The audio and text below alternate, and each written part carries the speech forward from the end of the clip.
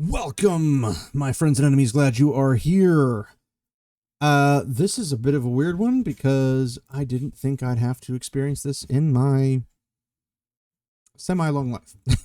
So, for those of you who are not aware, because you haven't been here or you haven't talked to me outside of the channel or whatnot, you don't know that I'm an avid Demon Hunter fan. And for those of you who don't know who Demon Hunter is, I'll give you a brief summary and then we'll go into the more larger details. But the gist of it is, Exile being one of their recent albums, not the most recent, but the one prior. Also, merch stuff that I, have from True Defiance album, etc. I have a little shrine over here in my basement that is all Demon Hunter. I got signed stuff left and right. I've got even right here, like this whole section is just Demon Hunter vinyl. Like I like Demon Hunter. I bought multiple copies of the same album just to get the limited edition of stuff. And I had to kind of tone that down because it got pretty expensive and, like money. So, brief metalcore Christian metal band. Cool beans. For my opinion, my humble opinion, fire music, absolutely fire music. And I think Crimson would also agree with me. So here's to Crimson. Check out his channel. It's in the description. But yes, so going to several of their concerts, quite a few of their concerts, buying their merch. I have a blanket of theirs. I've got tons of stuff. I'm a big fan. They're my favorite music band, period. So they got me into metal back when I was a young fledgling. And here we are, many moons later. So there is currently a lawsuit between Demon Hunter, more specifically the company that holds their trademark for them, and Netflix. So I wanted to go over the actual court documents with you, not just give you the short, brief, not very inclusive understanding of really what's going on. Because I've seen a lot of shorts and I've seen a lot of people make quick videos, comments and stuff, and it's not going into the actual information. Now, I can give a lot of details on terms of, the band, what they're like, what they play music, this and that and the other. They're about to go on tour right now. There's a lot of information. And then there's the Netflix stuff, and then, how trademarks work, all that fun jazz. So I want to cover that. So I'm going to do a little watch along with you. So it's not a really watch along. I'm controlling everything, but let's go over that. So first and foremost, here we are. This is the actual lawsuit. Wow, that's bright. I wish I wasn't that bright, but I am that bright and there's not much I can do about it, unfortunately. Except maybe turn my... That didn't help very much in any shape or form. So ignore that. We have here United States District Court, Central District Court, or District of California, Hyde Lane, which is the Demon Hunter Washington Corporation. We have Netflix, Delaware Corporation, Netflix Studios, blah, blah, blah, blah, in their AEG representation. Then there's the complaint, all that fun jazz. Demand for jury trial is the big part at the end of this. So the basic things: trademark infringement, false designation of origin, statutory unfair competition, and common law unfair competition. Now, these are the complaints, and we'll get into more details about these things. So I'm going to skip kind of the first part because it's a lot of legal mumbo jumbo. That's basically them fitting their purpose in a nice little stack. So we're going to skip a couple of it to go to the actual information that's got some information. So, did I go past it? Yeah, here we are. Statement of facts. So we're talking about plaintiffs being Demon Hunter and the defendants being Netflix. So plaintiffs, decades-long history as popular and celebrated a band. This is a statement of fact, legally speaking. Hyde Lane is the official corporate entity of the noted American metal band Demon Hunter, and it is the owner of all rights, title, and interest in the trademarks of the band, included but not limited to the registered marks as defined. Demon Hunter was formed in Seattle, Washington in 2000 by brothers Ryan Clark and Don Clark. Although Don Clark left the band in 2009, Ryan Clark remains an active member of the band and has served continuously as the band's vocalist, lyricist, and primary songwriter and chief creative force. Mr. Clark's teenage hardcore band signed a record deal when he was just 16, launching a multidisciplinary career in music, the arts, and branding that now spans more than 3 decades, and over the years he has overseen Demon Hunter's success as it toured throughout North America, South America, Europe, and Australia, while achieving multiple Billboard milestones, including #1 albums on the independent and Christian albums charts and top 10 debuts across the rock album sales and current album charts.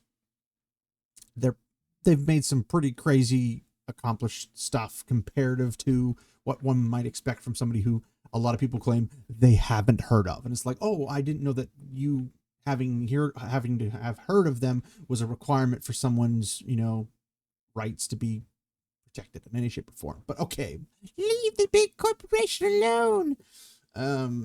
Okay. So outside of his career as a musician, Mr. Clark is also a creative director, designer, and brand strategist whose work has helped define brands and visual identities for organizations including NASA, Apple, Amazon, Nike, Starbucks, and artists including Alice in Chains, Foo Fighters, and Kendrick Lamar, among many others. Him and his brother both work at this company. It's called Invisible Creature, if you're interested in checking out their work. They've done some pretty cool stuff. My personal favorite was working on Norma Jean's Oh God, the Aftermath art, and the deluxe album, which I have, is phenomenal. Yes. A 2-time Grammy Award nominee, Mr. Clark is one of the few creatives to build a career at the highest levels of both music and branding, earning a reputation for combining bold, creative vision with strategic thinking to help businesses and artists communicate with clarity, authenticity, and lasting impact. As Demon Hunter's frontman, Mr. Clark undertakes writing, recording, performing, touring, merchandising, branding, and creative directing, bringing decades of professional experience to every aspect of his work, while remaining committed to producing work that is meaningful, purposeful, and enduring. As a result, under Mr. Clark's careful tutelage, Demon Hunter has, since its formation, become one of the most successful and enduring bands in Christian heavy metal music. That is a fact. Like, you're not getting around that. They've worked with a lot of people. I know on different albums, they've had different people come in and pop in. Their second album, which is 2004, 2005-ish, Summer of Darkness, they had the likes of the singer from Thousand Foot Crutch, which is very popular in the Christian rock scene. Kind of like, obviously Skillet's much more popular now, but back then Skillet was popular, Thousand Foot Crutch, Pillar, like the usual suspects in the popularity of the rock side of things. Red being one of them as well. And they, for the actual metal scene of things, you have things like Demon Hunter, Haste the Day, Impending Doom. There's been a pretty notorious Sleeping Giant group of, Living Sacrifice. Sorry, I'm getting off topic. There's so many good bands. They have had quite the run, I'll say, and they've also built lots of really good relationships amongst a lot of those bands. It's very difficult to think about it from a perspective of these guys have been around, but they haven't done anything. I've not heard of them. It's kind of just a wild thing, because it's like, well, if you don't listen to that genre of music, yeah, you're not going to know them. But people who don't listen to Christian music know who they are because they see them at concerts, they see them on tours. They're part of the tattoo circle of people that are the band's loyal followers, that they have an entire section just of tattoos, that all the fans share their tattoos with the band and each other, saying, hey, check out this cool design I did. Lots of this going on. So there's a lot of people who do know about it, but I haven't heard of them, so therefore they don't have rights. It's a weird positioning. And I'm taking this as a perspective of, like, I am a fan of Demon Hunter, but I am also not retarded. I understand that if you have a property right in some shape or form, in this case, like a trademark form, it's not going to just evaporate because somebody else shows up and says, but it's mine. That's not how that works. So, let's see, where were we? Blending metalcore, groove metal, I struggle with this word. Melodic. That's the best way to say it. Melodic, death metal, and alternative metal. Demon Hunter has built a successful career spanning almost a quarter of a century, consistently releasing new albums and touring throughout the US and internationally. During the intervening years, Demon Hunter has shared festival stages with such metal and hard rock luminaries as Ozzy Osbourne, Kiss, Foo Fighters, Guns N' Roses, Alice Cooper, and others. They also had Judas Priest's guitarist on the Exile album, on, ironically, the song Godless. And they had built a close relationship because the rhythm guitarist, Jeremiah Scott, who lives in Tennessee, had built his own recording studio when he built his home in Tennessee, and was put into contact with the guitarist for Judas Priest, who wanted Jeremiah Scott to build his studio, and they became friends, and thus how he ended up being on the album. And it was really cool, despite them being very happy with their own Demon Hunter guitarist, Patrick Judge. So they have some cool connections. They're known in the worlds. Like, they're not randos. They're not people who nobody knows, which is still irrelevant to the fact that they have a trademark. All right. I would also like to point out, because when we were talking about his art, Ryan Clark, the singer's art, successful career and whatnot, he also basically designs all of their own merch. Jeremiah Scott produces all of their music now. Like, they have basically their own little band, is their own little studio that does all the little things they need to do to keep their costs down and to produce really cool stuff. They even have a fan group, I guess you can call it, called the Blessed Resistance, which would be these guys. And basically, these are people who pay like a Patreon kind of thing, where they pay like a monthly fee of like $10, $15 or whatever the tier they go in, and you get to see them do stuff consistently as a fan, and sometimes even get to join in on custom songs they make exclusively for the Blessed Resistance, at least for a time, and then eventually they might release them on a like vinyl or a digital format you can get access to as a person who pays into this, right? They've had the members of the Blessed Resistance themselves be the backing vocals for the songs. It's a really interactive experience for both the fans and the band, which is a good thing. Just one of many things, but essentially you get the gist. Is they do a lot of work, and in the off time, obviously, of the band, he's working with Invisible Creature, his own company, with his brother, and he makes money doing stuff like that. But he can also do that on tour when he's not actively doing singing and stuff. So it's a very doable experience for Ryan Clark and the band, alongside their other work album. So on top of that, so Demon Hunter's debut single, Through the Black, was released in February 2002, and its first studio album, Demon Hunter, self-titled, followed later that October. The album received positive reviews and gained attention both within the Christian music industry and the broader metal community. It's a fire album. It was the first album I ever heard, and it was what got me into actual metal. Following the release of its debut album, Demon Hunter embarked on its first national tour. In the years since, Demon Hunter has been prolific in both of its recording work and live touring. It has continued to release numerous new albums, including the second album, Summer of Darkness, in 2004, The Triptych in 2005, Storm the Gates of Hell 2007, The World is a Thorn 2010, True Defiance 2012, Extremist 2014, Outline 2017. It's actually Outlive.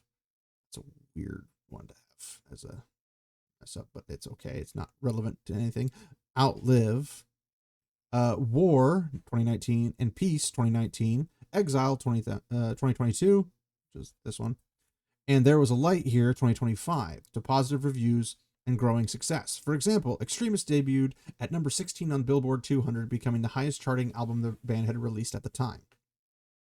In between these full-length album releases featuring new materials, Demon Hunter also released its first live album, Live in Nashville 2009, and its documented its Stronger Than Hell tour and the 45 Days box set, a 3-disc audio-visual collection that included 2 DVDs and 1 CD consisting of full-length documentary, a live concert film, behind-the-scenes footage, and a soundtrack, which is a really good ambient soundtrack, which was released in 2008.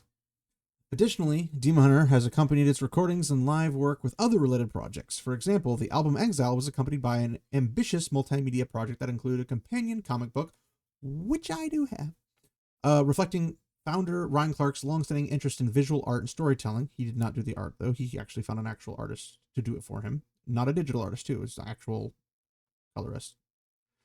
The deluxe edition of Exile, a graphic novel, a collection of 4 issues of the comic books, which I have all the individuals, and the deluxe signed hardback version of it, remains available for purchases today through numerous other retailers under the title Demon Hunter Exile graphic novel.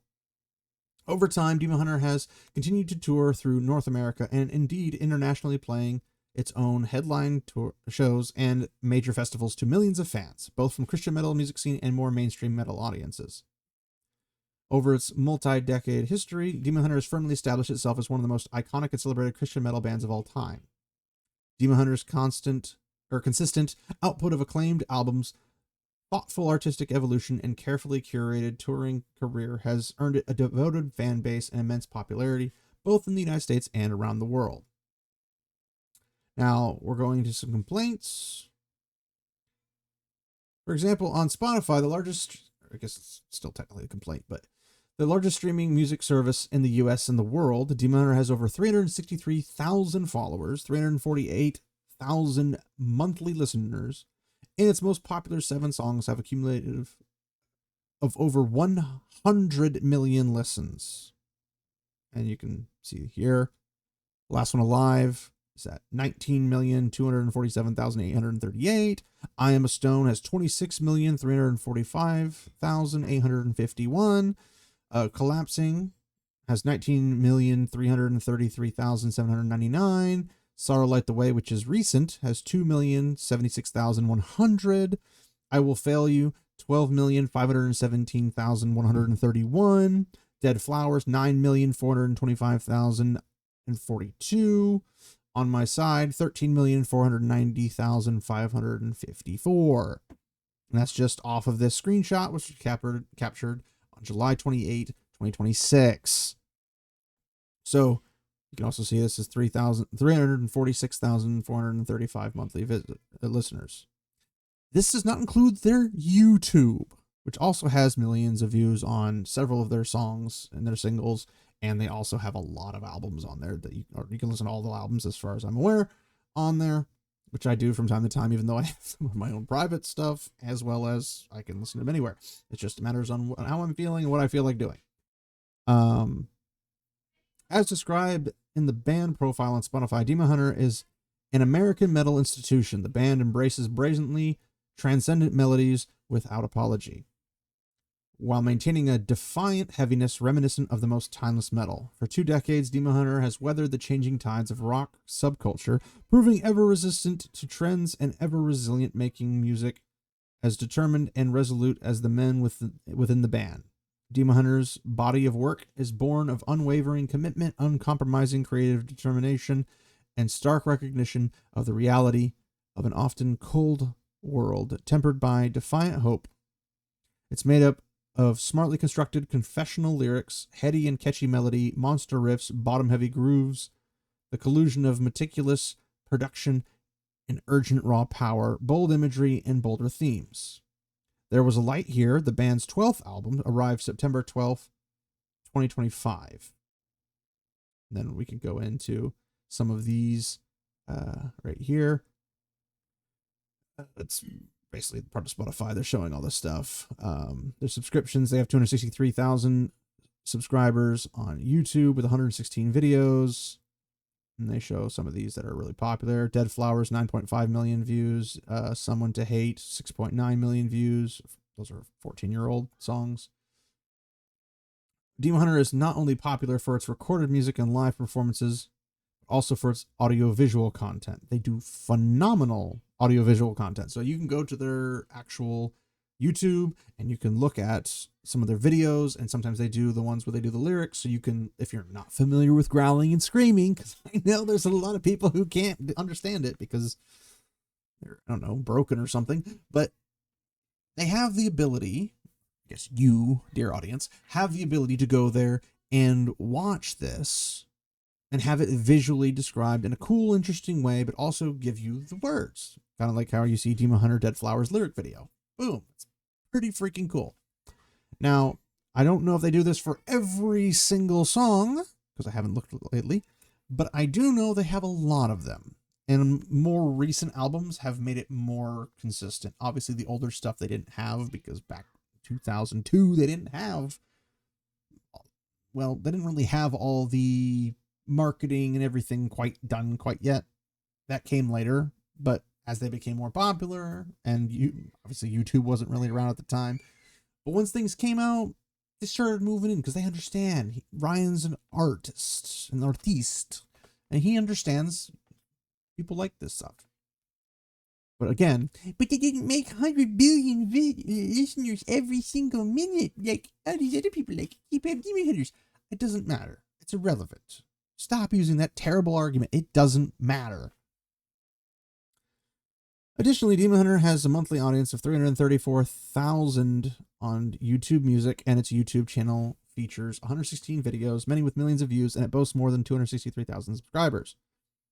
Besides providing live performance services in an interstate commerce, since at least as early as 2001, Demon Hunter has also offered for sale and has sold a variety of types of merchandise in interstate commerce under the Demon Hunter mark, trademark, including, but not limited to, vinyl albums, CDs, clothing, and posters, as illustrated in the screenshot from Demon Hunter's online merchandise. And here you are. This is the one I have right here. It's great. It's great album. They also have really cool, well, everything. The merchandise store below. In total, over the past quarter century, Demon Hunter has sold more than 1 million albums and streaming equivalent albums, SEA, in the United States alone, playing more than 300 major concerts, entertained millions, earning widespread recognition and appreciation of fans throughout the United States and internationally. So this is the description of the band. You get a little bit of quick snapshot history, and you can understand they're not just nobodies from a garage that don't have a trademark and whatever, and they're just throwing this out there because of jealousy, or they want the marketing, or all those other stupid, and I mean those are really stupid arguments, but I keep seeing them in all the comment sections, and it's really annoying me to no end. So let's go over the trademarks and their continuous use thereof. Lane is the registered owner of the trademark Demon Hunter, registered with the U.S. Trademark and Trademark Office, and then registrations and all that stuff. Audio recordings featuring music, digital media, namely pre-recorded DVDs, downloadable audio and video recordings, and CDs featuring and promoting music, downloadable audio recordings featuring music, downloadable music, sound recordings, musical recordings, pre-recorded CDs featuring music, pre-recorded record albums featuring music. They continuously used its inherently distinctive Demon Hunter mark, which secondary meaning in the marketplace, to distinguish its goods and services from those of others in connection with the International Class 009 or 009 if you want to be James Bondish. Since at least as early as February 26, 2002, as stated in its issued registration, when Demon Hunter was used in connection with the release, sale, licensing, and offering for sale licensing for the song Through the Black in interstate commerce. Eileen is the owner of trademark Demon Hunter, etc., etc., etc. Decals, stickers, magnetic bumper stickers, posters made of paper, printed tickets, printed calendars, printed event programs, printed photographs, printed photographs, printed posters, printed wall calendars, unmounted printed posters.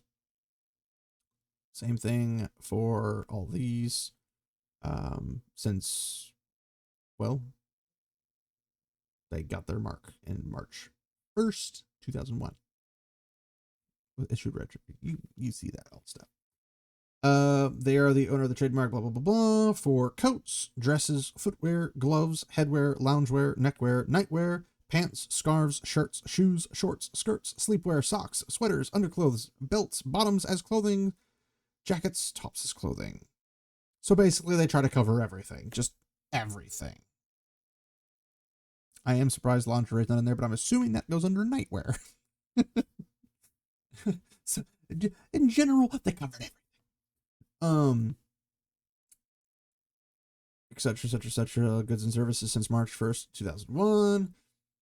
Then they have a trademark for entertainment, namely live performances by a musical band. This is like the big kahuna for this one, although obviously merchandise and stuff has other stuff. But it's the big kahuna because of what's going to be explained later on. So,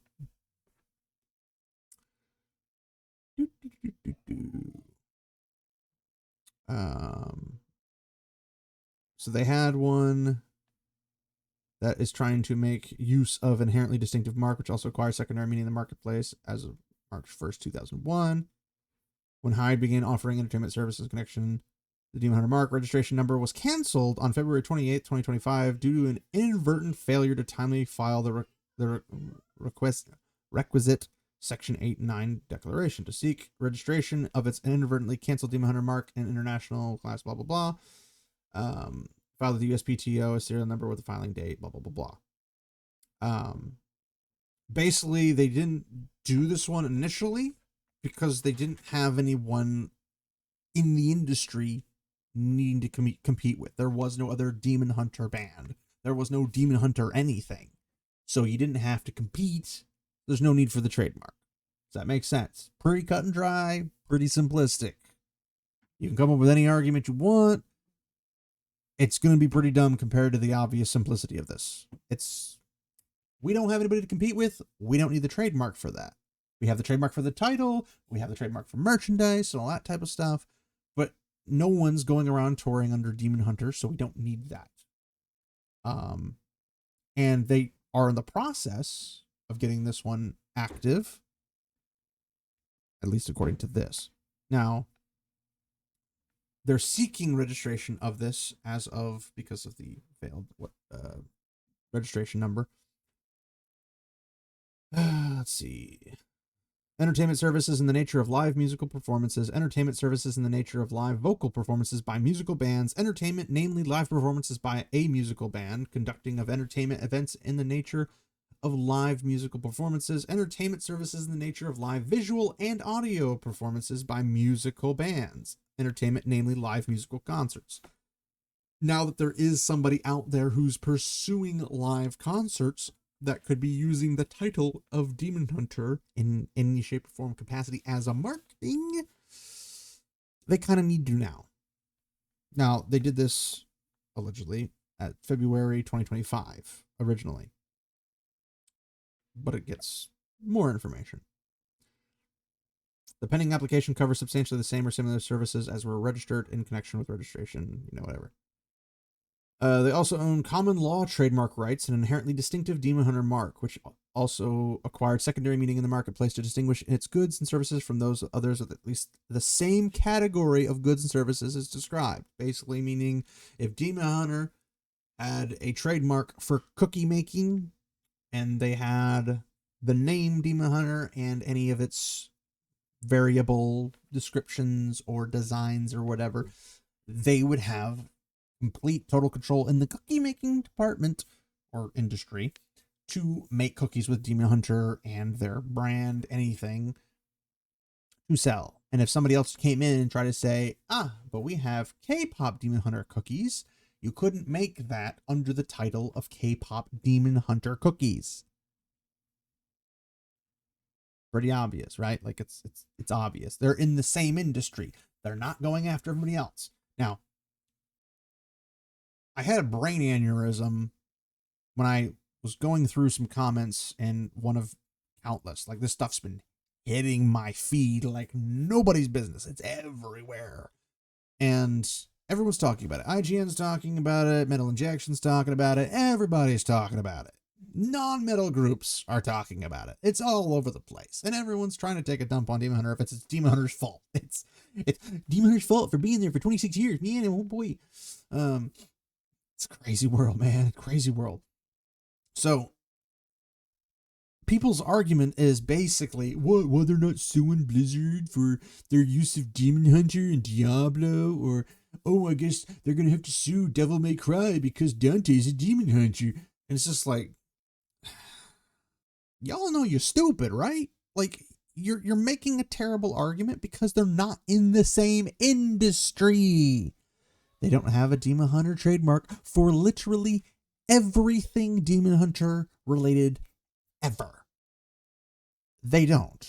They have it exclusively for the music industry and things related to that musical industry band, which does extend to merchandise, which can include, say, a graphic novel, because it's made by the band in conjunction with an album.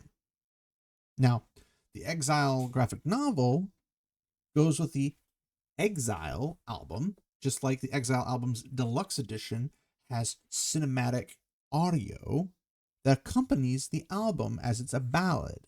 And it's a whole story that was done by Randy Torres, who's formerly Project 86 fame, if you're familiar with Project 86, one of my favorite bands as well, who has had a close relationship with Ryan with their band Knives, Nyves, and he also works in the movie industry as a sound audio expert in a variety of fields. So what happened is Randy Torres came in, made a whole bunch of cinematic tracks that are not very long. They're like a minute long, and split them amongst all the different songs. So basically one cinematic track for every like 3 songs, for the total of 20 songs, from like 12 to 14 songs. They basically add like 6 tracks amongst the whole album to give you a story that would explain itself through it. But that story was then put into graphic novel. Funny how that works. So that kind of stuff, it's pretty cut and dry, but the whole Demon Hunters, the Dante, Devil May Cry, it's all dumb, retarded argumentation. You shouldn't be making that argument in any shape or form. But here we are. What do I know? So they have all these rights, blah, blah, blah, blah. For over a quarter century, Hideline has conducted business using the marks in interstate commerce, basically meaning that they can, use this trademark all over the states. Boom. Easy to understand. They have acquired both federal trademark registrations and common law trademark rights to the use of marks as a designation of the source and origin of its products and services. The marks have gained significant goodwill and traction in the marketplace, and Hideline has invested substantial resources, including decades of tireless dedication and an unwavering commitment to excellence in developing said goodwill. As such, Hideline has every right to have its valuable and carefully cultivated intellectual property rights respected, especially by multi-billion-dollar corporations who are fully aware of the structures of the law and have no compunction about enforcing their own valuable intellectual property rights against others. In other words, Netflix does this same thing to a ton of other people all the time. They're a big corporation, of course. They have lots of properties. They have a lot of people who want to utilize their name, brands, and all that stuff in order to become popular or to make money. It's not a far-fetched concept, but here we are. So, defendants' willful infringement of the trademarks. And this is where Netflix enters the scene and how they are breaching this. Netflix owns and operates and or controls the Netflix streaming service of the same name. They also own and operate or control the Netflix Shop, an online shop where Netflix offers for sale and sells exclusive, officially licensed merchandise inspired by your favorite Netflix stories and characters. On information and belief, Netflix Studios is the production arm of Netflix. They have no license or rights to the marks and were never so licensed or authorized by Hideline for any use of the marks. In other words, Netflix didn't reach out and say, we would like to license these terms, or we would like to license any similar type of merchandise or any merchandise related to that term. In other words, you can't get a shirt, allegedly, that states anything related to the music industry for K-pop Demon Hunter because of merchandising rights. They don't do that. It's not part of the thingy. In June 2025, Netflix released and distributed a movie on a stream service titled K-pop Demon Hunters. K-pop Demon Hunters follows the actions of a K-pop girl band who use their music to protect the world from demons when a rival K-pop boy band arrives on the scene and impacts their efforts. K-pop is short for Korean popular music, a popular genre of music that originated in South Korea and has grown into a global phenomenon. The term K-pop is therefore a generic word for a particular genre of music, similar to the way the terms rock and roll, hip-hop, EDM, trap, house, or jazz are the literal names of particular genres of music. K-pop is a genre of music. Because K-pop Demon Hunters tells the story of two competing K-pop bands, much of its narrative focuses on music and the rival bands' performances of their songs. K-pop Demon Hunter features 9 original songs. On Information and Belief, around the same time that it released the movie, Netflix released a soundtrack album featuring the songs from the movie. The audio recordings were and are offered for sale, licensing, and streaming, and are sold, licensed, distributed in interstate commerce, at least in the form of CDs, downloadable recordings, streaming recordings, and vinyl albums. K-pop Demon Hunters and its soundtrack became massive hits for Netflix. Oops. According to Netflix, K-pop Demon Hunters is the most watched Netflix animated original film of all time, and is Netflix's most popular English language film ever, with more than 325.1 million views. $1 million. Then they have an article here that you can access that. According to Netflix, K-pop Demon Hunters, a soundtrack from the Netflix film, which has scored more than 10 billion global streams to date, is the first soundtrack with 4 simultaneous top 10 songs on the Billboard Hot 100. It won the Golden Globe for Best Song and has been nominated for 5 2026 Grammy Awards, including Song of the Year for Golden, Best Pop Duo Group Performance for Golden, Best Compilation Soundtrack for Visual Media, Best Song Written for Visual Media for Golden, and Best Remixed Recording for David Guetta's remix of Golden. I think he's like an EDM guy or something. The film won the 2026 Critics' Choice Award for Best Animated Feature, and Golden took home the award for Best Song. Also another link for anybody. Netflix and Netflix Studios looked to further capitalize on the popularity and success of K-pop Demon Hunters by selling merchandise under the K-pop Demon Hunters brand, and more recently with respect to live performances. So I think if you're following along, sincerely and honestly, you can kind of start to see where the problem is starting to collide.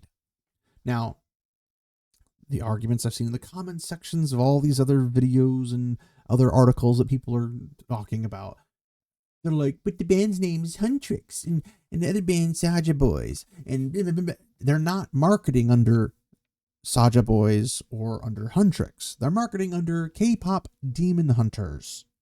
That's what they're marketing it as. Again, this would have probably been simple if they had gone to the trademark holders and said, we want to license this, and maybe it wouldn't have been as big of a deal.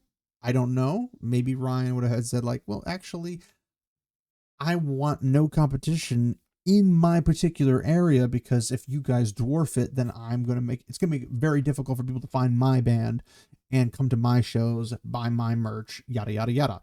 Which is what the whole purpose of you making all that music to begin with as a business, which all music is business related in some shape or form. Unless you're doing it for free, which you can do, and that's perfectly fine and valid. But if you put a trademark on it, it's because you're trying to protect something. You don't want somebody to just walk in and take it.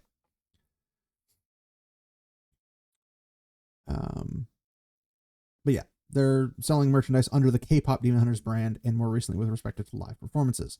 Netflix and Netflix Studios have therefore used the K-pop Demon Hunters brand as a trademark, as evidenced by their own attempts to obtain registered trademarks therein. Indeed, since August 2025, Netflix Studio has filed 10 applications for registration with the U.S. Patent and Trademark Office for the mark K-pop Demon Hunters in connection with international classes 003, non-medicated cosmetics and toiletry preparations, 009, recorded and downloadable media computer software, 020, furniture and parts therefore, 021 household or kitchen utensils and containers, 024 021 and then 024 fabrics and fabric covers for household use, 028 games, toys, and playthings, and 041 providing of entertainment, sporting, and cultural activities. The earliest use in commerce claimed by Netflix Studios in these applications is June 10th, 2025. So again, after anything that Demon Hunter has registered for or attempted to register for, any of that type of stuff. Demon Hunter did it before. Just saying. And Netflix has a pretty decent school of lawyers and whatnot. You don't even they're a company. Of course they do. They knew who Demon Hunter was. There's no way you didn't know. Sorry. There's absolutely zero chance they didn't know who they were. All right. Netflix and Netflix Studios offer at a minimum audio recordings, pre-recorded albums featuring music, paper goods, and clothing under the K-pop Demon Hunters mark on Netflix's own retail website. The Netflix shop. Available at, their website. Screenshots. You can buy stuff here. Whoa. What is it? Screenshots of the Netflix shop showing these use of the mark K-pop Demon Hunters in connection for the sale of these goods are below. Here's more of them. And more of them. Screenshots captured on July 28th, 2026. On information and belief, Netflix Studios licenses and or otherwise authorizes third parties to use the mark K-pop Demon Hunters in connection with merchandise, including audio recordings, digital media, paper goods, and clothing. Remember those trademarks Demon Hunter has? Any ringing a bell? By offering for sale and selling at least the above described merchandise, Netflix and Netflix Studios have expanded their actions to infringe Hyde Lane's trademark registration numbers, etc., paper goods, clothing, along with common law marks. Unfortunately, on or around May 13th, 2026, Netflix and Netflix Studios, this time in association with AEG, which is, I believe, an entertainment company, announced their intention to further expand their infringement of Hyde Lane's trademarks by using K-pop Demon Hunters in connection with entertainment services, including live concerts, specifically as stated on Netflix's website. Netflix is teaming up with AEG presents to launch a K-pop Demon Hunters global concert tour, a live experience. Now, this is something that would have been avoided if they hadn't gone under the K-pop Demon Hunters brand and they had gone under the Huntrix brand and or Saja Boys, or Huntrix and Saja Boys, however you wanted to do it, because apparently they're both going on tour with each other. Not so. If that's the case and you're like, we want to do this, do it under their actual brand, don't use K-pop Demon Hunters, you're fine. Literally no problem. Sell all your merchandise under Huntrix and Saja Boys. No problem. Zero, zilch, none. But because they're using a particular brand, it becomes problematic. On or around May 13th, 2026, defendants published the website kpopdemonhunterslive.com to market and advertise the upcoming live concerts offered under the mark K-pop Demon Hunter. This announcement came This announcement came on the heels of a surprise live performance at Coachella Valley Music and Arts Festival, owned and operated by Golden Voice, a subsidiary of AEG Presents, the live entertainment division of AEG Worldwide. K-pop Demon Hunters World Tour, sign up to be the first to know when the tour dates, blah, blah, blah, blah. Screenshot captured July 28th, 2026. Netflix Studios is further attempting to usurp Hyde Lane's trademark rights in Demon Hunter in connection with providing live entertainment. So not only are they doing music, merchandise, now they're moving into live entertainment. There's 4 trademarks that Demon Hunter has, and they're already popping 3 of them, at least. On November 7th, 2025, Netflix Studios filed an application for trademark registration with the U.S. Patent and Trademark Office for K-pop Demon Hunters in connection with Class 041 for entertainment events in the nature of organizing cultural and arts events, concerts, galas, dance events, balls, and social entertainment events, and entertainment services in the nature of live theatrical, musical, and comedic performances. With the announcement of live concerts and the application for a trademark registration for live entertainment services, defendants' use of K-pop Demon Hunters has moved to an almost complete overlap with Hyde Lane's marks. Oh, Pikachu shock face. Who could have known this? Who could have seen this coming? It should have been lawyers, but they didn't apparently try. Or they think they can bullet their way through. That's also possible. Because Hyde Lane was actively, not even like, it's not like it was sitting there and they weren't using it, actively using its marks in interstate commerce since at least 2002 and continuously thereafter. Its uses predate all of Netflix and Netflix Studios' use in commerce of any confusing similar mark. And thus Hyde Lane is the senior user of the marks by over 20 years. Accordingly, Netflix and Netflix Studios have engaged in acts that infringe Hyde Lane's trademark register numbers, here they are, along with its common law marks.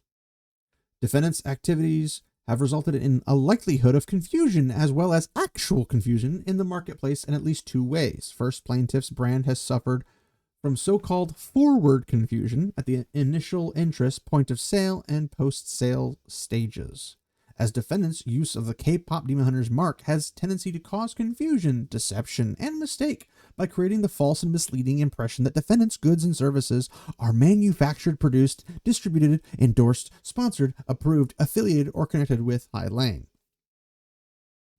Second, and perhaps even more fatally, Hyde Lane's brand has also suffered from reverse confusion. So prior, we have forward confusion, which is basically stating this is basically under the same thing. Like we have official capacity. We're allowed to do this. They don't. People going to buy stuff thinking it's legal for them to purchase. It's not. And basically under the trademark that they claim to have, they don't have it. It's not there. It's not there. And now we have reverse confusion at the initial interest, point of sale, and post-sale stage, as defendants use has a tendency to cause confusion, deception, and mistake by creating the false and misleading impression that Hyde Lane's goods and services are manufactured, produced, distributed, endorsed, sponsored, approved, affiliated, or connected with defendants. The harm to defendants' conduct is particularly pernicious where, as here, defendants are massive corporations with millions of dollars to pour into their own brand development and their own accompanying associations from marks that they simply seized from plaintiff, and thus consumers are likely to mistakenly believe that defendants are actually the senior user and that Hyde Lane is potentially an infringer, or that Hyde Lane is affiliated with or sponsored by the defendants. In other words, Netflix, lots of money, shows up. They clearly look like they know what they're doing. They're clearly selling this stuff.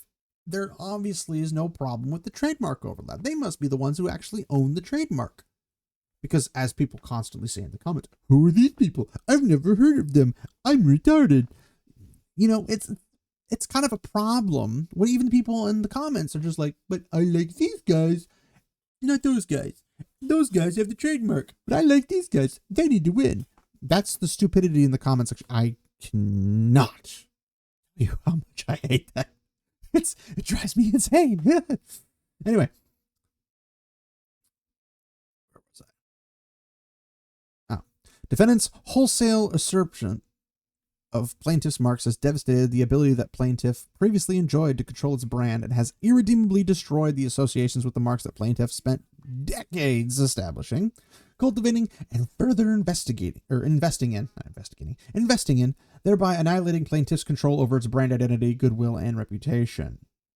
To make matters even worse, defendants' misconduct is unmistakably willful. They did it on purpose.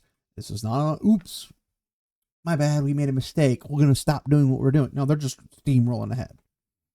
As one of the largest entertainment media companies in the world, Netflix is well versed in the strictures of trademark law. Indeed, and among other things, Netflix owns around 69 federally registered trademarks and pending federal trademark registration applications. As the production arm of Netflix Studios is similarly well versed in the strictures of trademark law as Netflix. On information and belief, Netflix Studios owns around 267 federally registered trademarks and pending federal trademark registrations applications. Yet further, Netflix and Netflix Studios actively enforce their own purported trademark rights, further confirming their knowledge of the strictures of trademark law and the need to obtain licenses prior to using a trademark that Netflix or Netflix Studios do not own. Indeed, Netflix and Netflix Studios recently filed suit in the United States District Court for the Northern District of Illinois Eastern Division, blah, blah, blah, blah, blah, including its claiming infringement of its trademarks, including its purported K-pop Demon Hunters marks. Yeah. Furthermore, on information and belief, Netflix and Netflix Studios were aware of Hyde Lane's rights in the marks and chose to disregard those rights in favor of capitalizing on the success of the K-pop Demon Hunters movie to sell merchandise and increase Netflix and Netflix Studios' profits. And they were aware of Hyde Lane's rights in the marks and actively chose to disregard those rights in favor of capitalizing on the success of the K-pop Demon Hunters movie by announcing live concerts which are intended to generate further revenue and profits for the defendants. After all, among other things, Hyde Lane's marks have been registered with the United States Patent and Trademark Office for many years, putting Netflix both on constructive notice of Hyde Lane's rights and marks. 2. Netflix and Netflix Studios and their respective counsel undoubtedly came across, or should have come across, the registered Demon Hunter marks when performing even the most cursory search of the USPTO trademark database, when preparing to file their own portfolio of trademarks applications in connection with K-pop Demon Hunters. And 3, not 1, not 2, 3. The number shall pull thy pin shall be 3, not 4, not 5, 3. Sorry, I had to throw on my Monty Python stuff. On information and belief, Netflix and or Netflix Studios have engaged in a strategy of filing trademark registration applications that are carefully worded to attempt to skirt detection by the USPTO with respect to Hyde Lane's registered marks.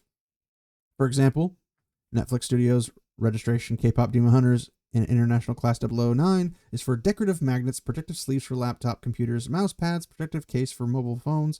In comparison, Hyde Lane's registration in International 009 for audio recordings featuring music, digital media, namely pre-recorded DVDs, downloadable audio and video recordings, CDs featuring and promoting music, downloadable audio recordings featuring music, downloadable music recording or sound recordings, musical recordings, pre-recorded CDs featuring music, and pre-recorded albums featuring music. Yet K-pop Demon Hunters is most well known by the public as being digital media, quote unquote, a movie on the Netflix streaming platform, and quote unquote audio recordings featuring music. I should say quote and then unquote. You get the idea. The soundtrack and songs from the soundtrack. But quite curiously, and despite continuing to engage in interstate commerce making trademark use of K-pop Demon Hunters in digital media and audio recordings featuring music, Netflix Studios did not identify those particular goods in their registration. Instead, it filed a registration that excluded any mention of some of the goods for which the K-pop Demon Hunter brand is best known. Similarly, despite Netflix and Netflix Studios continuing to engage in interstate commerce, making trademark use of K-pop Demon Hunter in connection with the sale of numerous paper goods such as stickers, decals, posters, and hundreds of different varieties of clothing such as t-shirts and sweatshirts, and thereby actively infringing plaintiff's marks, Netflix Studio unusually did not identify those specific goods in its trademark applications. This careful crafting of their filed registration appears uniquely designed to evade USPTO detection of their likelihood of confusion with the plaintiff's marks. These machinations further evidence awareness of Hyde Lane's registration and willfulness as, by not naming the exact goods identified in the plaintiff's long extant registrations, Netflix and Netflix Studios sought to avoid scrutiny by the USPTO, which would have identified plaintiffs' registrations and consequently deny their applications on the ground that they would create a likelihood of confusion therewith. For a multi-billion company with an army of in-house lawyers and outside counsel deeply steeped in the niceties of intellectual property law and licensing requirements, to adopt such a tack plainly evinces willful disregard for the rights of others, oppression, and malice. Boy, oh boy. That's crazy, bro. That's wild. It's almost like, oh, they did it on purpose. So, I hope we're keeping score now, because it's Demon Hunter 1 billion, Netflix 0, if not in the negatives.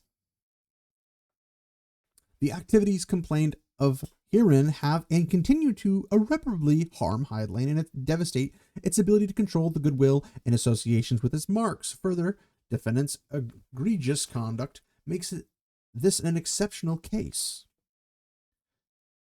K-pop Demon Hunters is confusingly similar to Demon Hunter. Now, we're going to set some premises. K-pop Demon Hunters is confusingly similar to Demon Hunter. K-pop Demon Hunters subsumes the entire Demon Hunter mark. In other words, Demon Hunter is in K-pop Demon Hunters. That's undeniable. That's a statement of fact. You can't get away from it.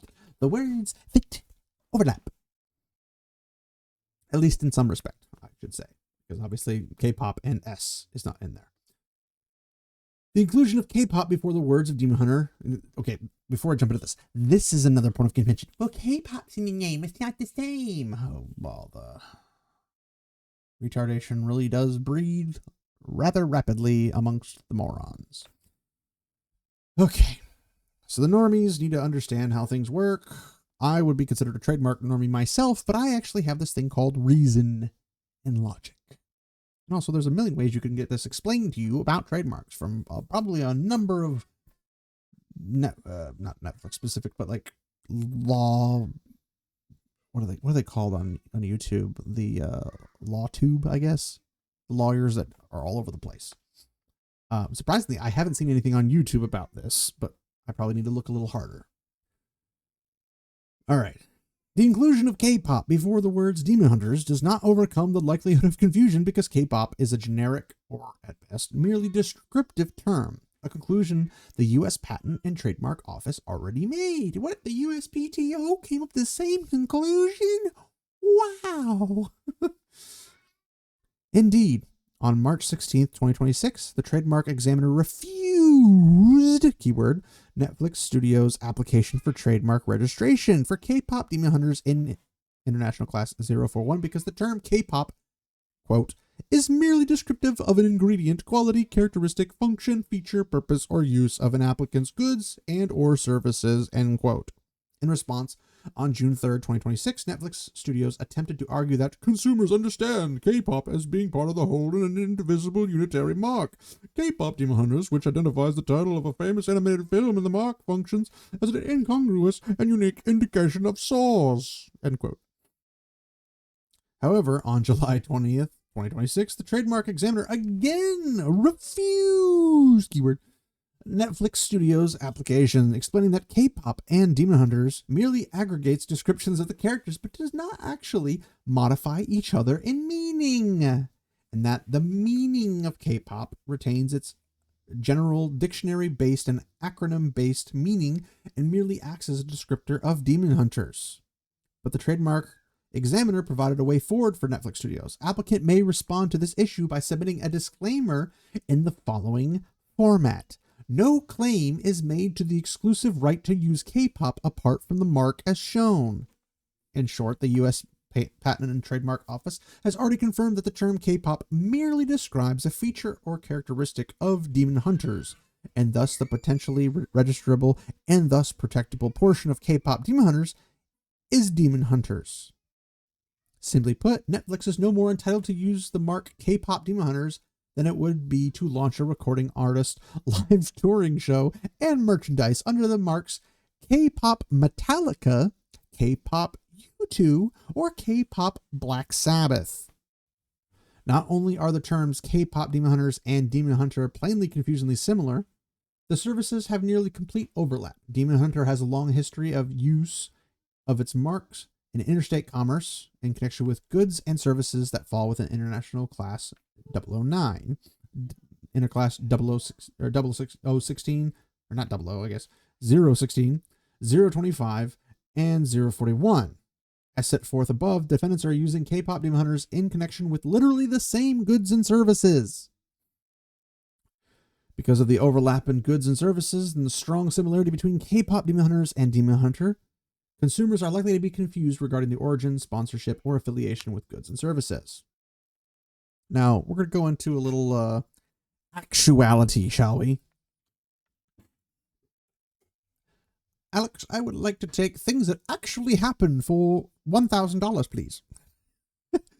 Defendants' activities have already caused actual confusion. Moreover, although no evidence of actual confusion is necessary for a finding of trademark infringement or false designation of origin, unfortunately, defendants' actions have already resulted in numerous instances of actual consumer confusion. So what's being said here is that this is not required. Demon Hunter, the band, is not required to show that confusion has been made to protect their trademark. They just have to show that it could be made. But since we're already here, let's cover some, shall we? For example, on February 26, 2026, Hyde Lane received an email requesting a ticket refund based on that person purchasing tickets to a Demon Hunter concert after being confused and thinking they were purchasing tickets to a K-pop Demon Hunter concert. Let's read, shall we? Quote, "Hi, Demon Hunter. I purchased tickets to your show in Albany, New York for May 2nd, 2026, and after I accepted the tickets, I realized that you guys are not K-pop Demon Hunters and that my 5 and 6-year-old girls will probably not fit in well at your concert." Pause for a second. They'd be fine. People bring their kids like that age all the time to their concerts, provided it's obviously of age venue, which most of the time they are. Check with your venues. "I thought I was purchasing tickets to a child-friendly concert." Again, you were, but you just don't know that. "I was way too excited." I'm sick. I'm not sure what they are. I'm assuming I was way too. I'm assuming effing excited or something, and didn't pay attention. "I spent almost $500 on the tickets because I wanted my girls to have a great view their very first concert, and I really messed up." Those are probably VIP tickets, and VIP tickets typically run around $125 to $150. But you get a lot of loot for that, and you get to meet the band and all that kind of stuff. So it's not like it's not too far-fetched, let's put it that way. And that's for VIP. General admittance is like $20-$30. It's not expensive concerts. They're really easy to enjoy. "If I don't get it refund, or what is it? I spent almost $500 and I really messed up. Is there any way to refund me or get me a credit or something? If I don't get it refunded, I will not be able to purchase tickets to the actual K-pop Demon Hunter show. Please help. Thanks for your time." They're polite about it. Good for them. On or around March 16th, 2026, a producer from the television show Inside Edition emailed Ryan J. Downey, the manager of Demon Hunter, to request an interview with songwriter Yuhan Lee to, quote-unquote, speak with him about winning the prestigious Oscar award. Yuhan Lee is not associated with Demon Hunter or Hyde Lane, but he is the songwriter for K-pop Demon Hunters that won an Oscar on March 15th, 2026 in connection with K-pop Demon Hunter. Journalistic integrity, I guess. Sure. Mr. Downey has, and here's a little footnote. Mr. Downey has spent nearly 3 decades building a career at the intersection of storytelling and pop culture as a writer, producer, talent manager, author, creative consultant, and moderator across music, film, television, publishing, and live events. And he has interviewed over 100 other artists and cultural figures, contributed to, produced, written, and or hosted content for numerous publication media outlets and studios, including Billboard, the Grammys, Sony, Warner Bros., Z2, and MTV News. He hosts the MI Conversation series at Musicians Institute in Hollywood and is regular moderator at San Diego Comic-Con and other pop culture events. Mr. Downey also founded Superhero Artist Management, home to numerous well-known clients, including Demon Hunter. So this is how you can tell when they reached out to Ryan J. Downey, the manager of Demon Hunter. That's his rep. Numerous posts on social media such as Instagram incorrectly tag Demon Hunter, #Demon Hunter, in connection with K-pop Demon Hunter's content. Exhibit A. Exhibit B. Exhibit. In addition to consumer confusion, as K-pop Demon Hunters grew in popularity, it has overwhelmed Demon Hunter in search results. For example, a recent search for event tickets on Ticketmaster for Demon Hunter prioritized 3 K-pop Demon Hunters related events over Demon Hunter. Exhibit A.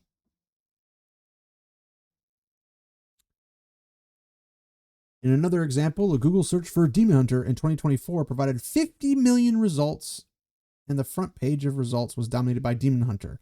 However, in 2026, a search for Demon Hunter provides 357 million results, and the front page is a mix of Demon Hunter and K-pop Demon Hunter,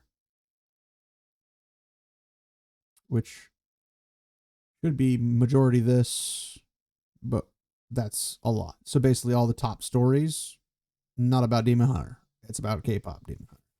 This is them breaking down the band, because it says band.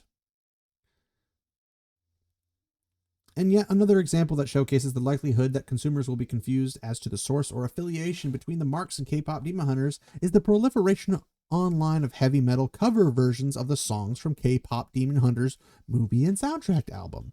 Since Demon Hunter is a band playing in the heavy metal genre, metal cover versions of K-pop Demon Hunters songs are especially likely to cause consumers to believe that Hyde Lane and Defendants are affiliated. I don't imagine how that's possible.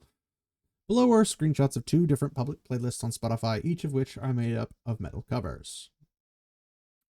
There's Spotify and all the metal covers. There's more Spotify. Hey, boo-boo, there's more of them. Metal rock covers. Screenshots captured August 8th, 2026. Additionally, metal covers of K-pop Demon Hunter songs are popular on YouTube, with numerous videos generating millions of views, as well as other social medias such as TikTok and Instagram. Exhibit whatever alphabet number we're on now. I mean, technically, there could be an alphabet number. Screenshots captured August 8th, 2026. One of the consequences of the increase of K-pop Demon Hunters related information and content online is that it has become increasingly difficult for consumers looking for Demon Hunter to find relevant information and purchase Demon Hunter goods and services. That's like their business trying to sell stuff.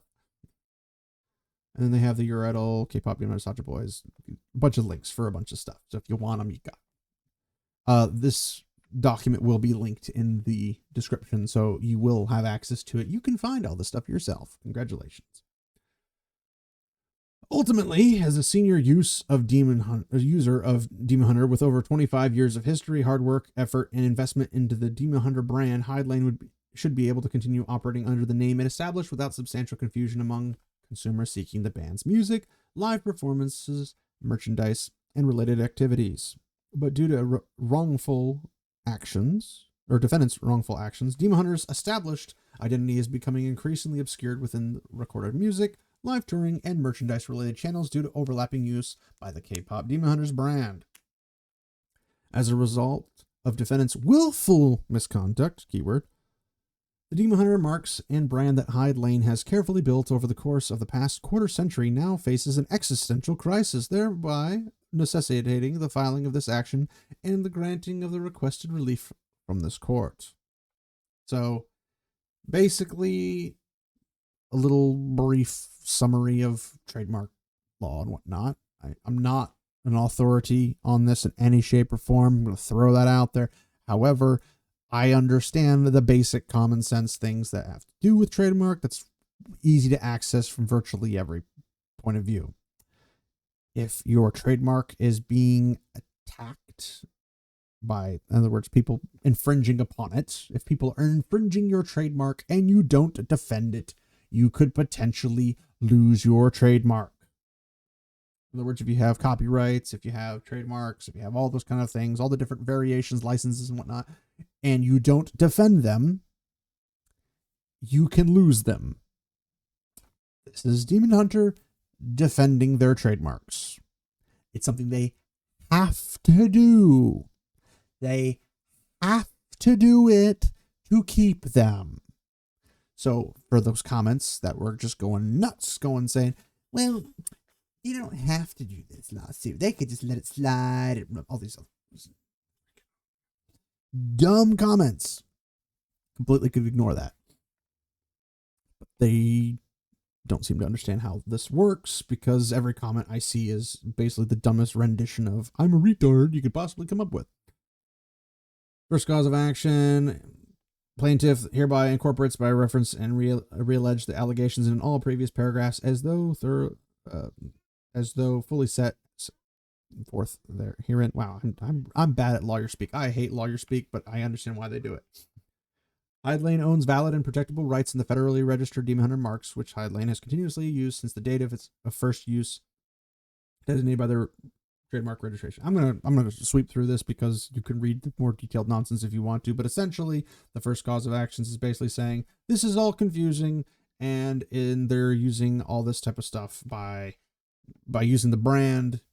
People can be deceived or confused, believing that products and services and all that stuff are sponsored or approved by Hidlane, which is false.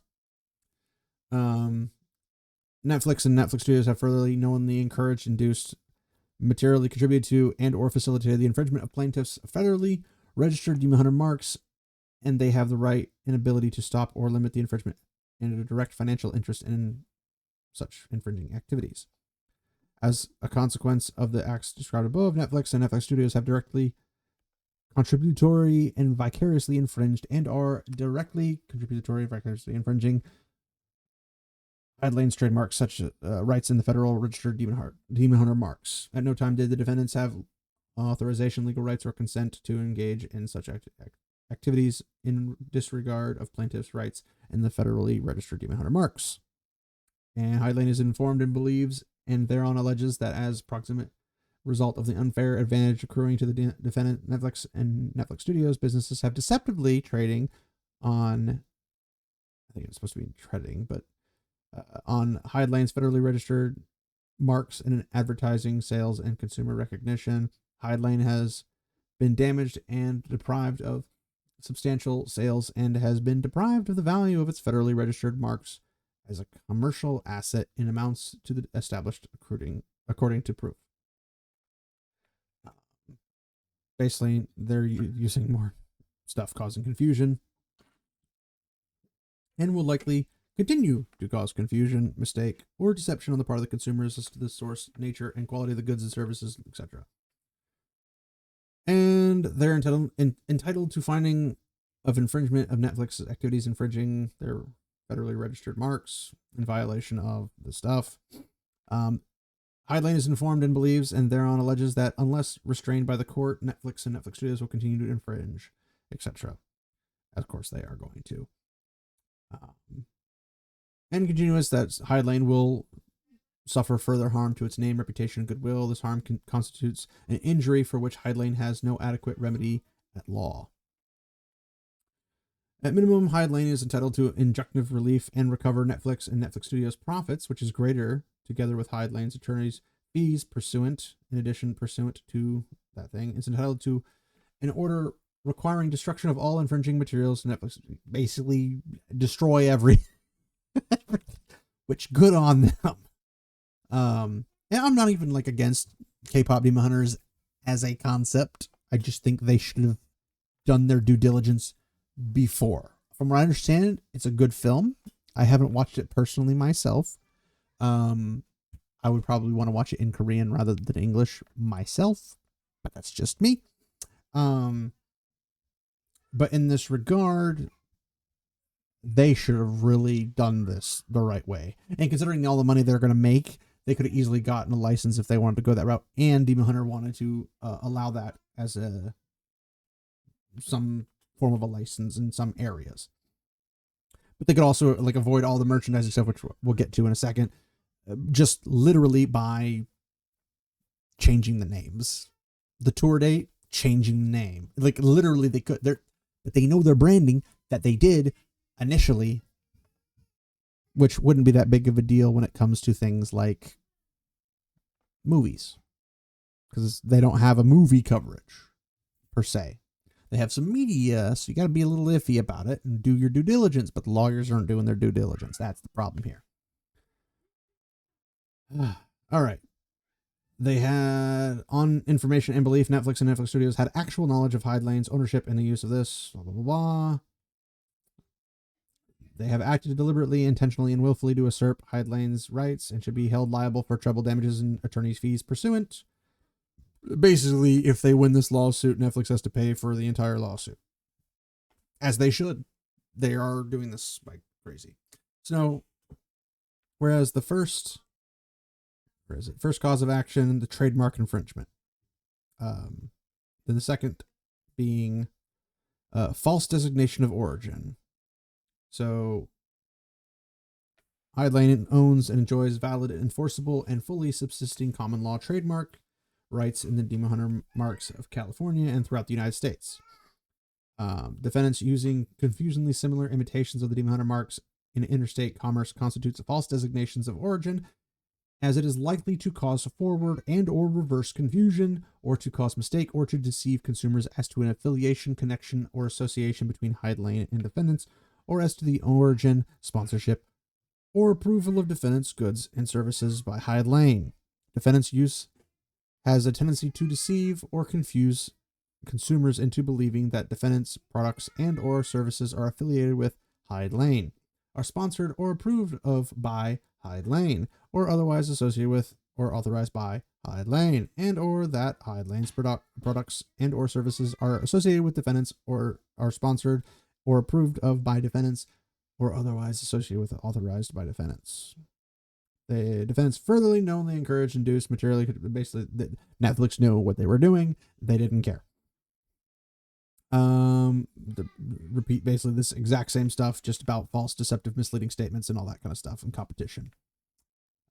So we'll just keep that nice and short, because about the advertising, promotion, sale, offering, sale, distribution, all that good stuff. It does in fact cause forward and or reverse confusion, mistake, and deception.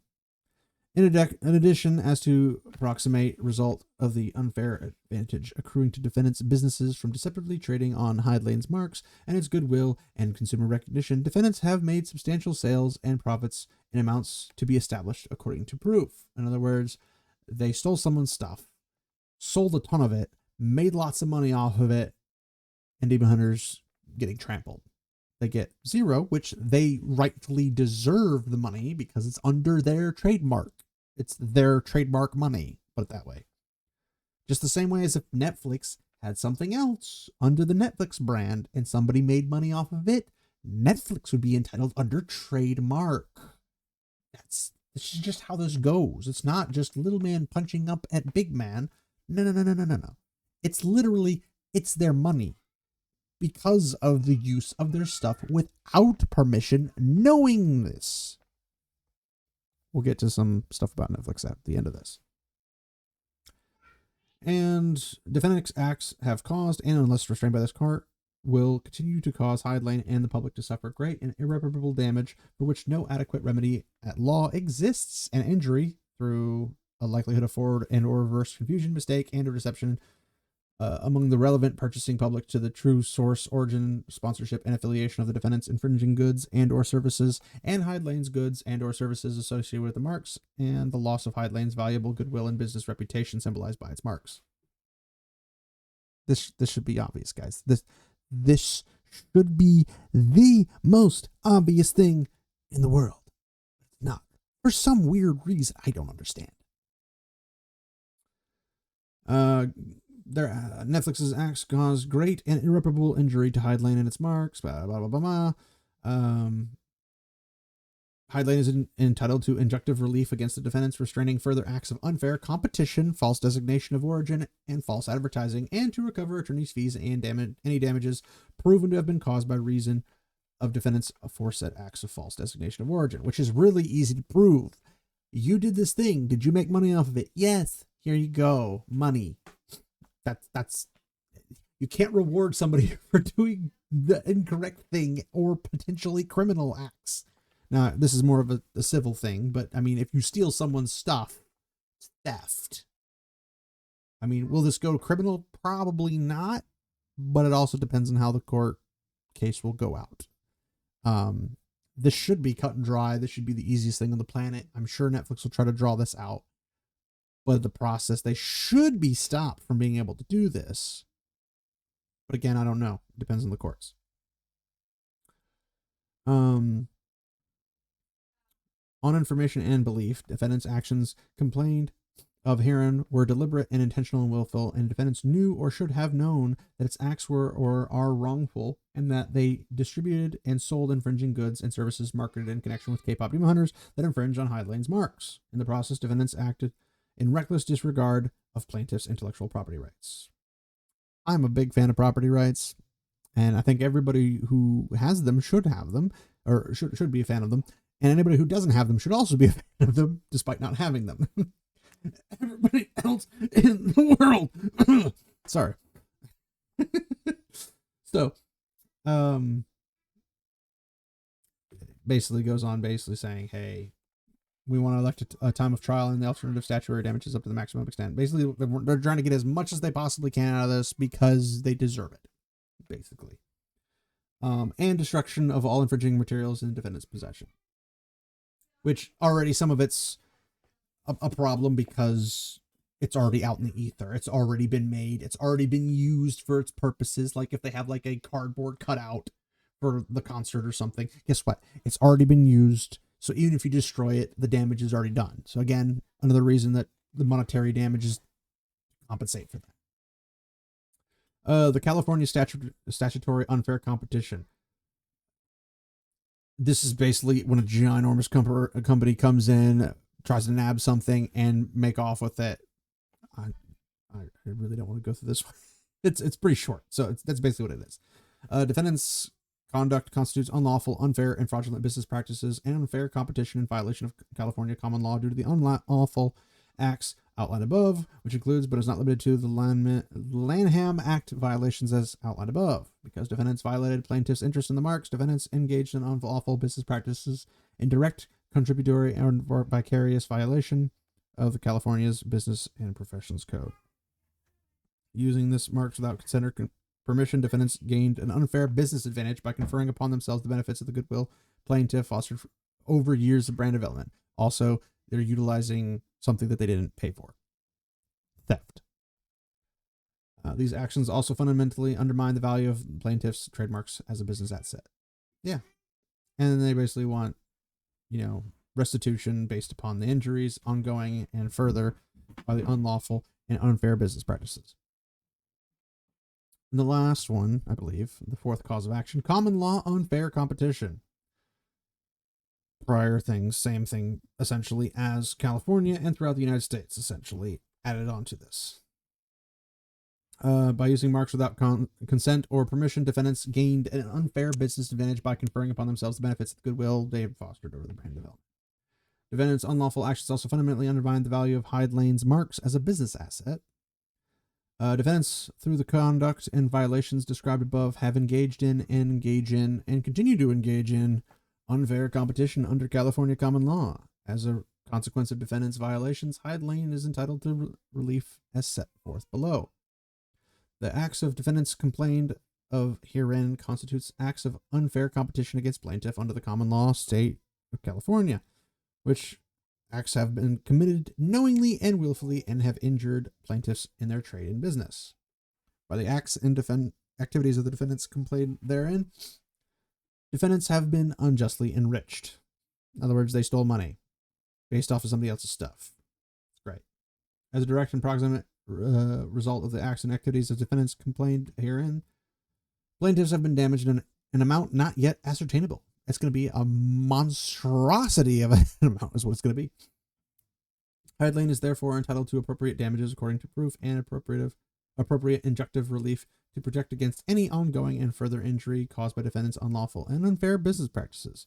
Plaintiffs are informed and believe, and based thereon allege, that the defendants in doing things herein alleged acted willfully, maliciously, and oppressively with full knowledge of the adverse effects of their actions on plaintiffs and with willful and deliberate disregard for the consequences to plaintiffs and should be held liable for exemplary damages pursuant to California Civil Code Section 3294.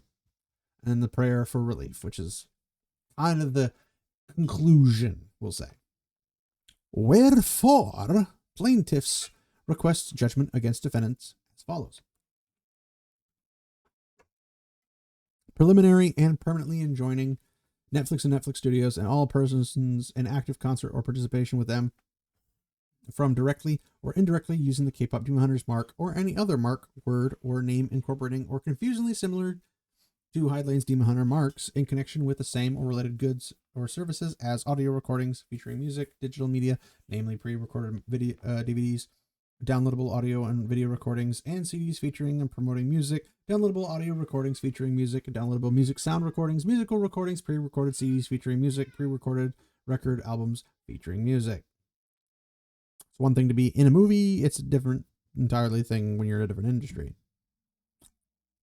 Preliminary and permanently joining Netflix and Netflix Studios, and all persons in active concert or participation with them from directly or indirectly using the K-pop Demon Hunters mark or any other mark, word, or name incorporating or confusingly similar to Hyde Lane's Demon Hunter marks in connection with the same or related goods or services as decals, stickers, magnetic bumper stickers, posters made of paper, printed tickets, printed calendars, printed event programs, printed photographs, printed posters, printed wall calendars, unmountable printed posters. I have a couple posters. They're pretty cool.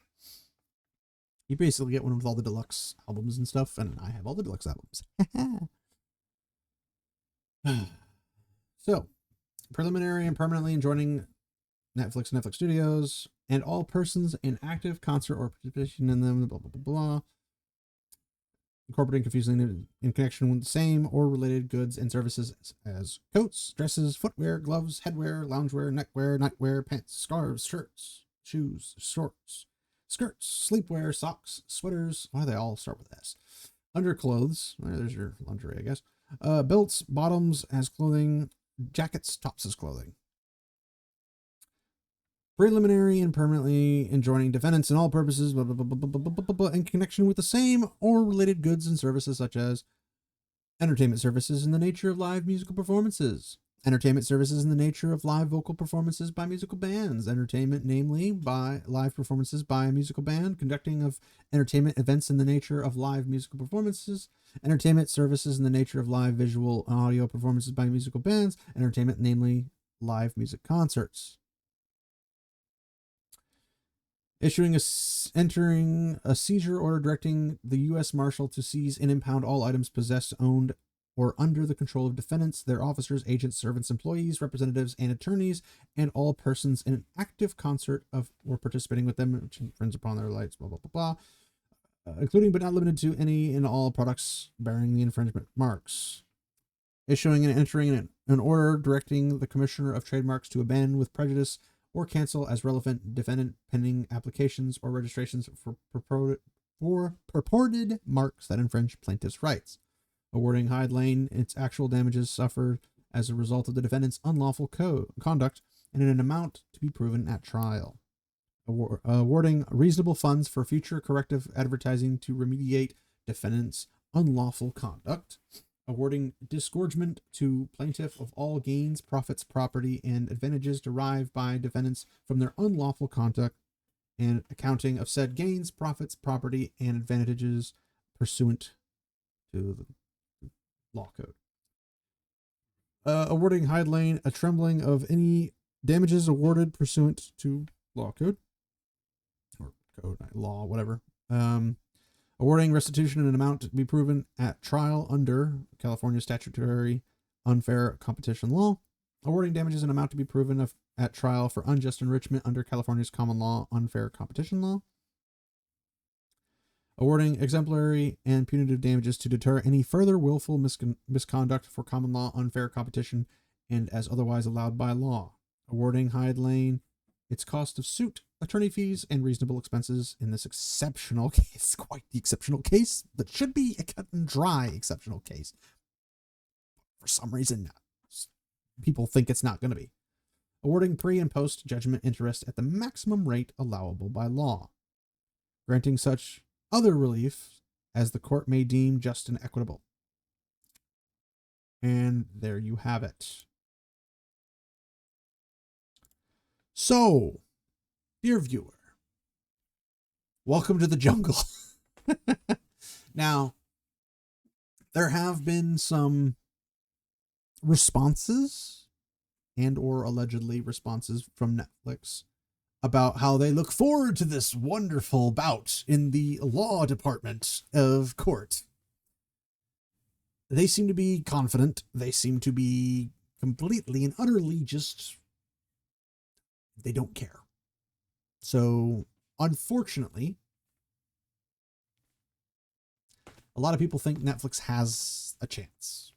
Now, in some ways, you might declare they do have a chance. I cannot think of what those might be. And the reason for this is due to the nature of trademarks being rather cut and dry and what they cover and what they don't cover, those who don't have those rights to those trademarks and the things they do and don't cover, amongst a horde of other things. You might suspect that we just went through all of them. So what could potentially be a brutal battle, bloody battle, and legal,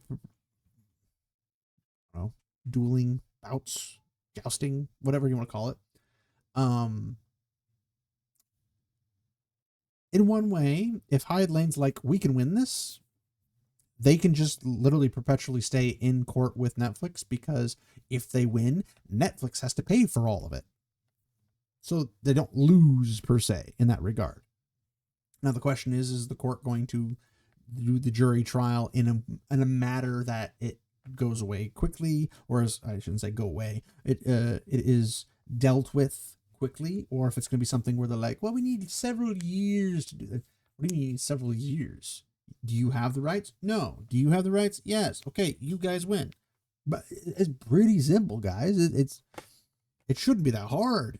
But the problem is going to be finding a jury that doesn't know what K-pop Demon Hunters is, and or Demon Hunter the band, and having them deliberate off of it and coming to potentially a unanimous. I don't know if it's going to require a unanimous vote or whatever from the jury. Maybe it will. Maybe it won't. I don't know.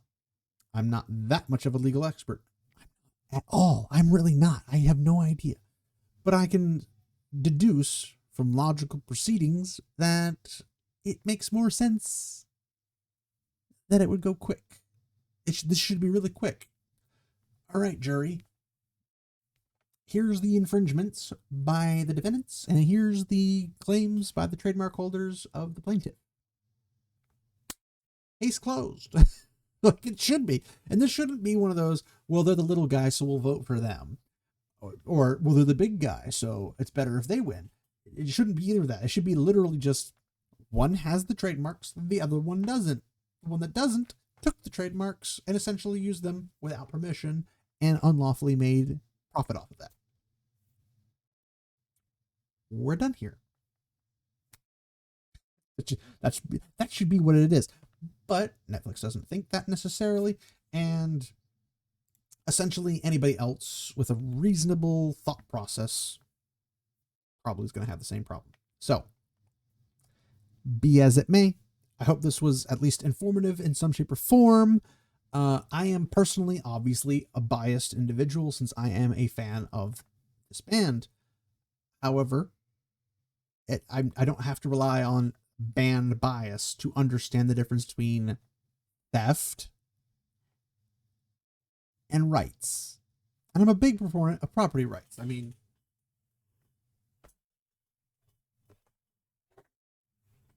music.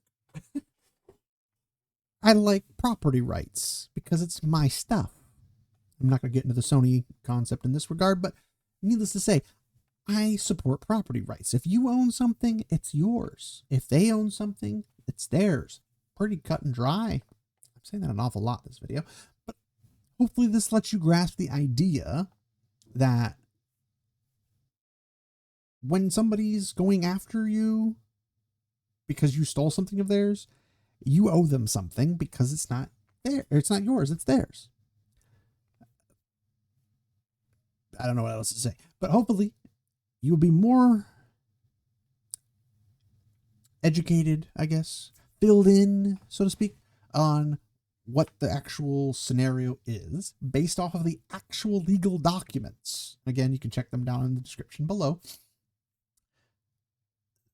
And be a bit more aware rather than the morons who spout off nonsense that clearly doesn't make any sense, don't logically follow. It's completely a non sequitur all the way down to the bones.